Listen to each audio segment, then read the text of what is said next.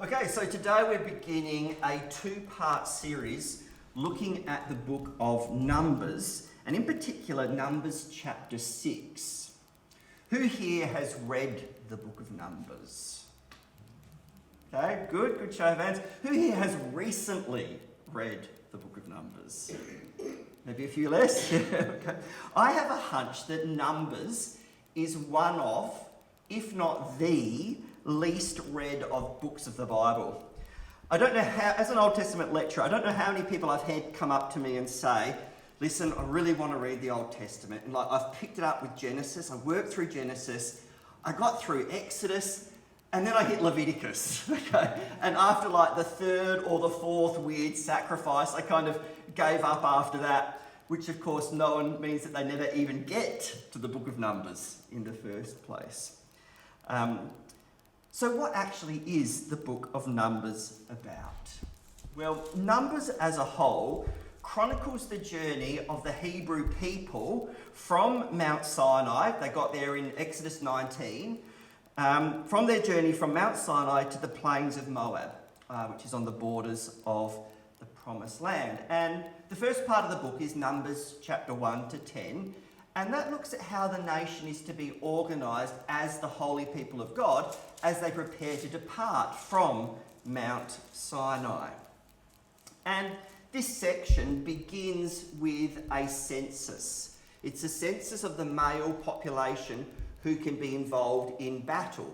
And there is a census here, and there is a census later on in the book as well. And that's where we get the name Numbers from, the numbers, the censuses of God's people that take place. Okay? Now, chapter 6, which is the chapter that we're going to focus on today, is really concerned with the roles and responsibilities of two key groups within ancient Israel. One of those groups is the Nazarites. The other groups is the sons of Aaron, also known as the Levites. Not quite the Levites, the priests. That's right. Yep. The priests, there is Levites, they're in chapter 5, they're the chapter before this, yeah.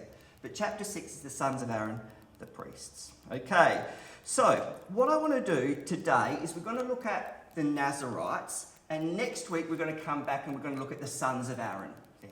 Okay, so the Nazarites. So the first question you're going to have then is, who or what exactly was a Nazarite in the first place? Okay, well, the English word Nazarite is based on the Hebrew verb nazar, which means to separate or to consecrate. Okay? So what do we think a Nazarite was? A separated one, a consecrated one. Okay?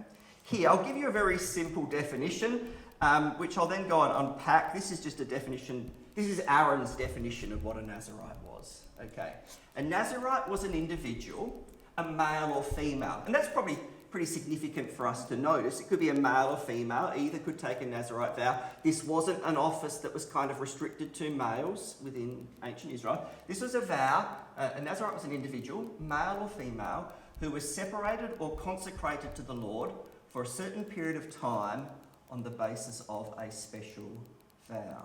Okay, let's repeat that because there's a couple of elements.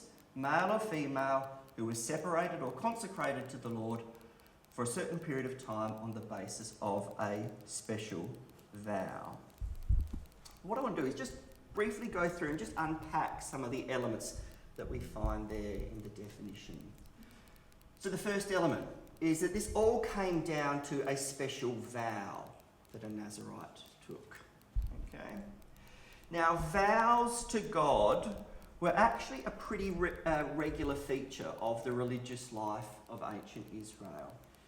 A vow is... Oh, sorry about that. I'm not having much luck with this thing today, am I? Maybe put on my collar.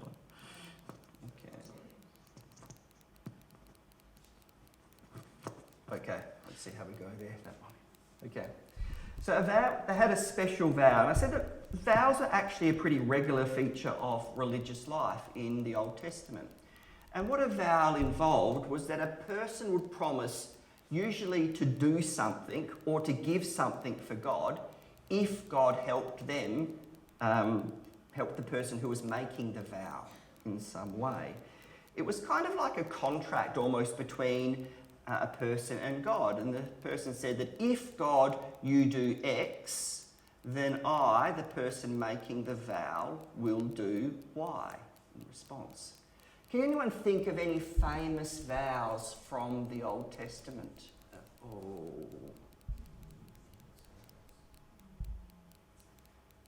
There's one particularly well known that's associated with Hannah, who is the mother of Samuel. Remember, Hannah can't bear children, 1 Samuel, and she makes a vow to the Lord.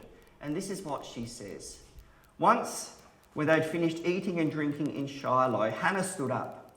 Now Eli the priest was sitting on his chair by the doorpost of the Lord's house. In her deep anguish, Hannah prayed to the Lord, weeping bitterly.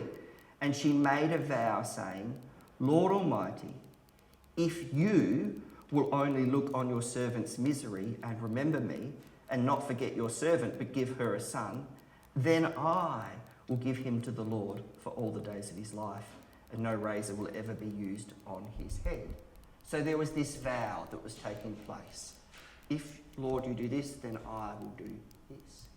The thing about the Nazarite, though, is it's actually talked about as being a special vow. And the reason it's talked about as a special vow, as opposed to a kind of common everyday vow, was because what the person was promising the vow. Normally you would offer kind of a gift or a sacrifice. In the Nazarite vow, what are you promising? Does anyone know? Yourself. You're promising to sacrifice yourself. You're promising to offer yourself to God. So that's what makes it a special vow. Okay. So that's the first element, that this Nazarite had a special vow. The second element, it was for a certain period of time. Now, sometimes when we think about Nazarite vows, we might think that they lasted for an entire person's life. Anyone know the most famous Nazarite in the Old Testament? Samson, that's right. And Samson was a Nazarite for all the days of his life, okay? But generally speaking, Nazarite vows were made for a certain period of time. And this comes through more clearly when we look at a text like the NRSV, which says, all the days of their Nazarite vow, no razor shall come upon the head. Until the time is completed for which they separate themselves to the Lord, they shall be holy. They shall let the locks of their head grow long. But can we see it's not meant to necessarily be lifelong. It's all the days of their vow, which implies there's a start point and there's going to be an end point to it as well. So they are consecrated for a certain period of time. And then the third thing, they are consecrated to the Lord. By taking the vow, the Nazarite was set apart, was consecrated as holy to Yahweh. And so we read in verse 5, during the entire period of their Nazarite vow, no razor may be used on their head. They must be holy until the period of their dedication to the Lord is over. They must let their hair grow long. And so in this context, holy basically means some sort of special relationship with Yahweh. That these people are marked out in some ways for Yahweh's service. And this is because when you took a Nazarite vow, basically what you're doing is you're kind of taking yourself outside of the normal everyday life and devoting yourself to the Lord. You are putting yourself into the Lord's sphere. And so one commentator says, the holy status of Nazarites means that such people are divine property during the period of their vow. And so this is the positive dimension to holiness. You are devoted to the Lord. You are separated to the Lord. There is also a negative dimension to holiness in that you're expected to abstain. You're expected to turn away from certain things. So holiness, on one hand, involves a turning to the Lord. On the other hand, it involves a turning away from certain things. And we're going to have a look at those three things in a second. But before we do that, turn to the person next to you, and what are the three key elements we've talked about so far in terms of a Nazarite? What are the three key elements that marks out a Nazarite? Quick, you can see how much attention the person next to you has been paying. What are the three elements that we talked about?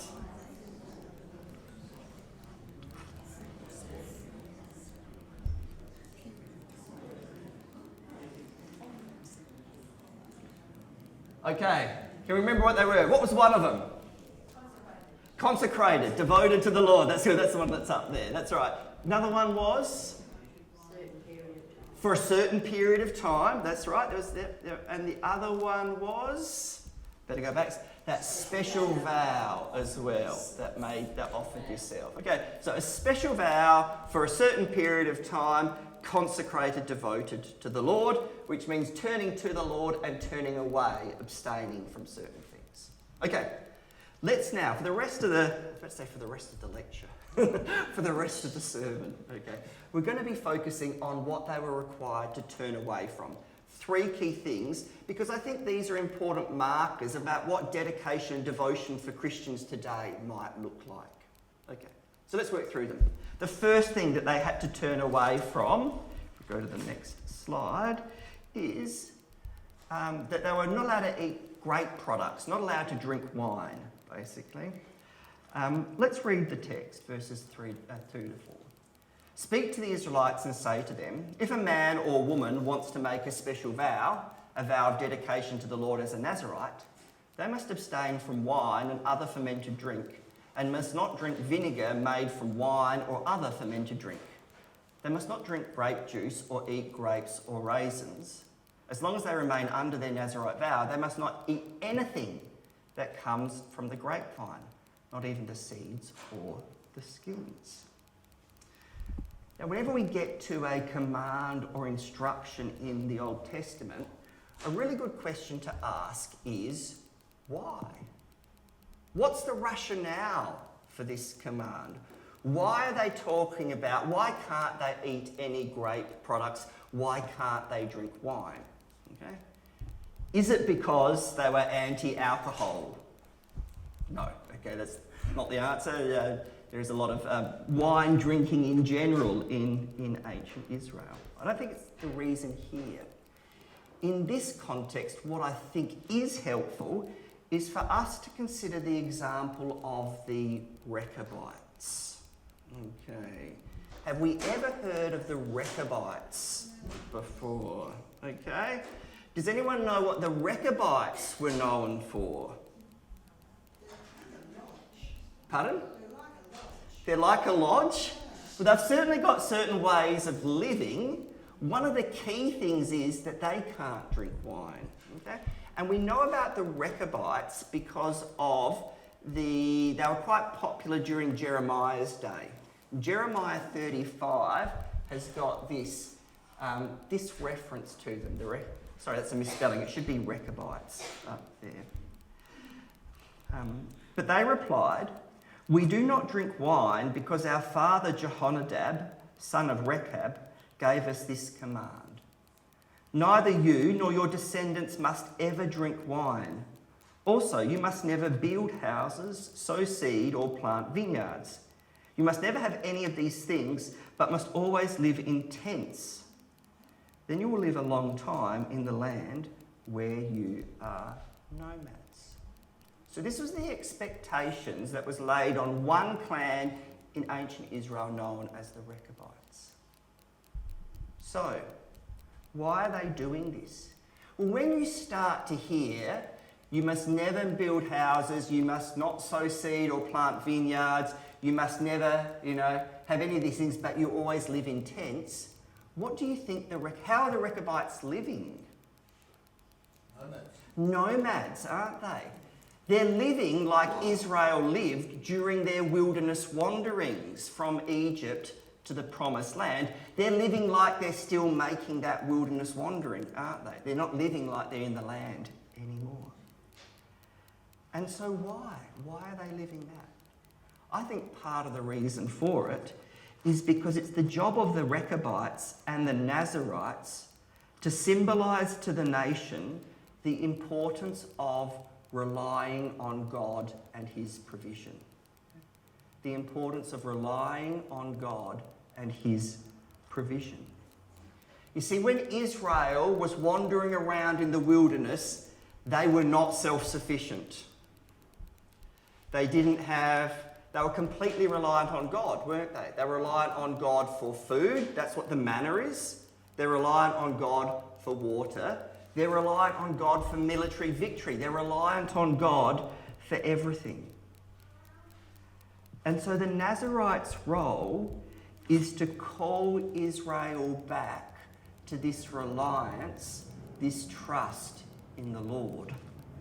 And this is going to be important when Israel is living in the land and they're going to be tempted to trust in their own power, their own resources, their own sufficiency. But that's not meant to be the way, according to the Nazarites. So what might be the implications of this for Christian devotion today? What might be the implications for Christian discipleship today? Well, to me it suggests that at its heart, Christian discipleship is born out of and grounded in a profound humility and dependence and devotion to God.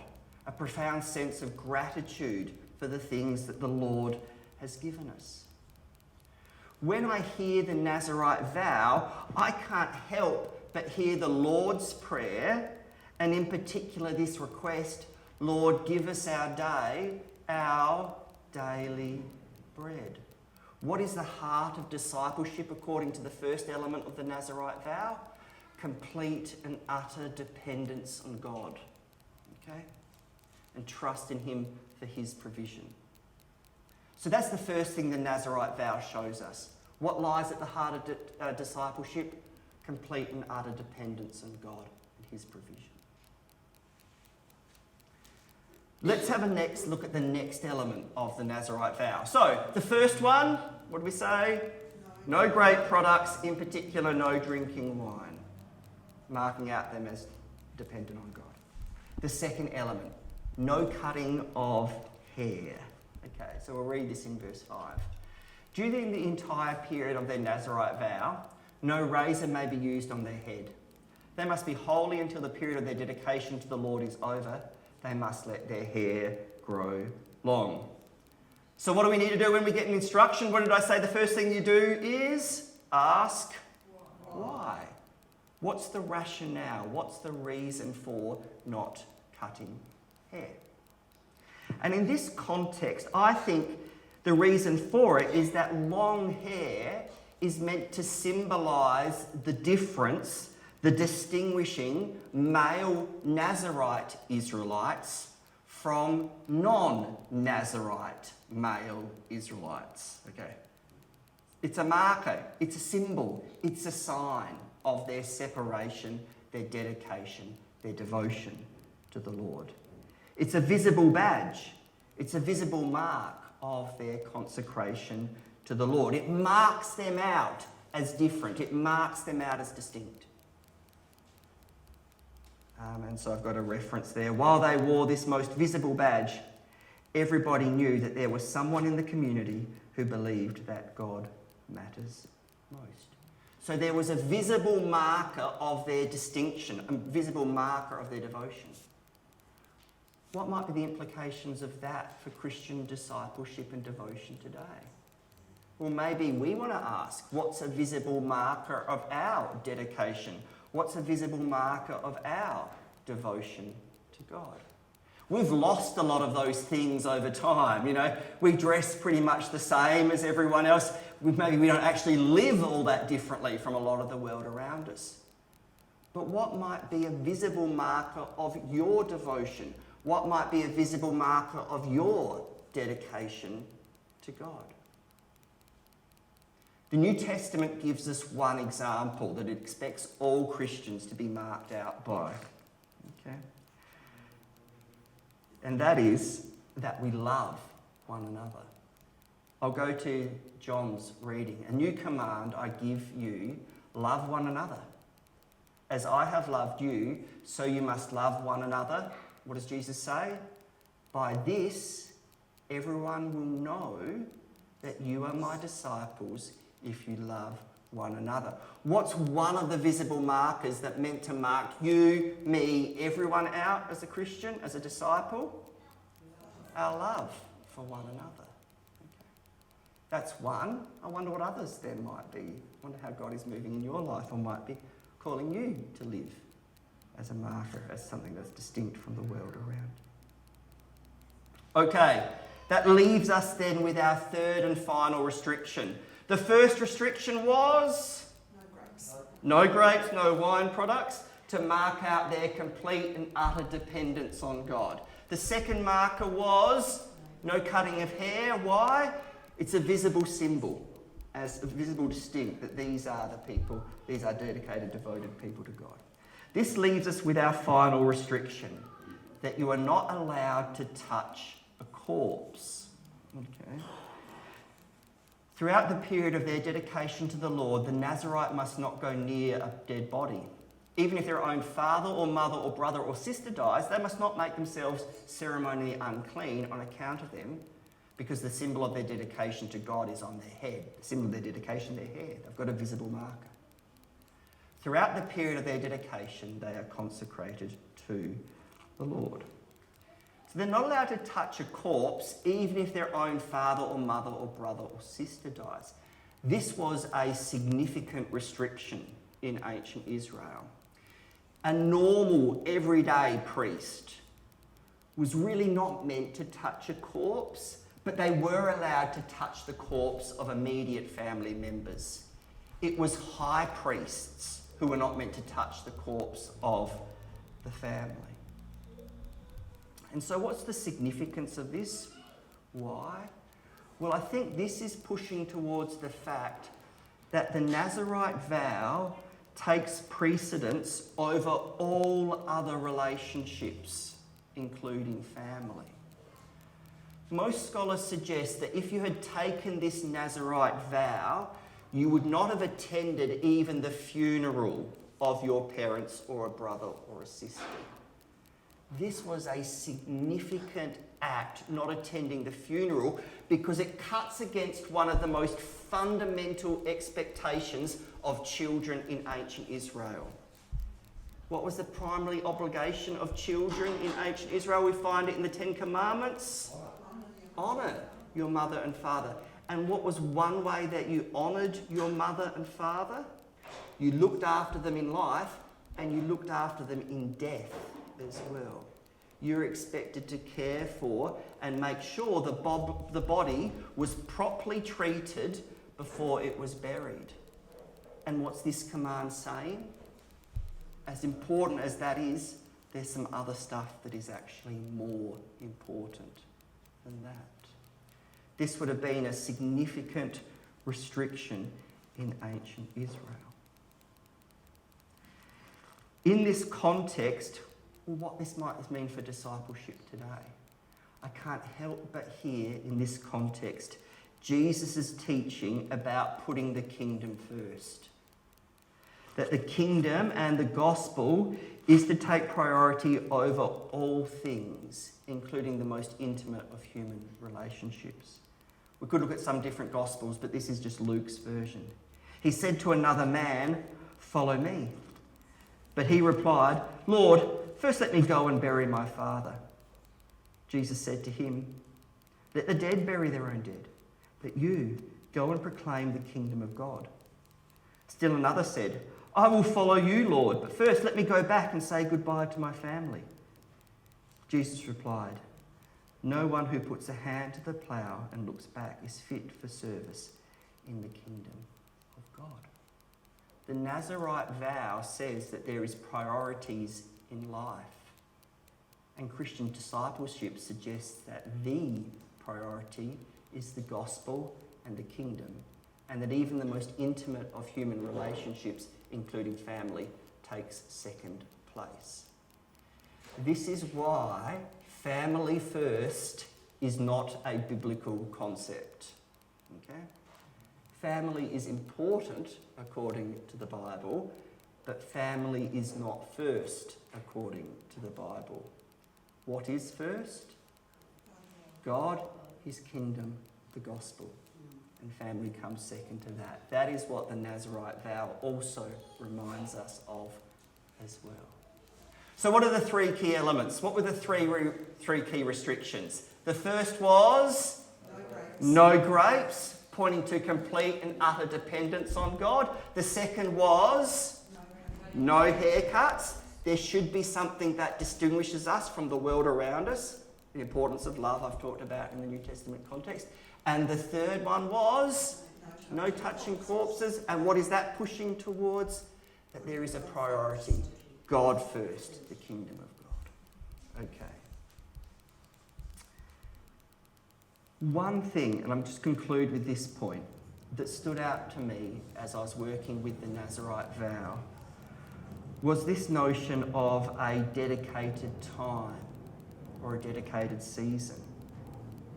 As I said earlier, Numbers 6 suggests that anyone, a male or female, could take a Nazarite vow for a certain period of time. It wasn't lifelong.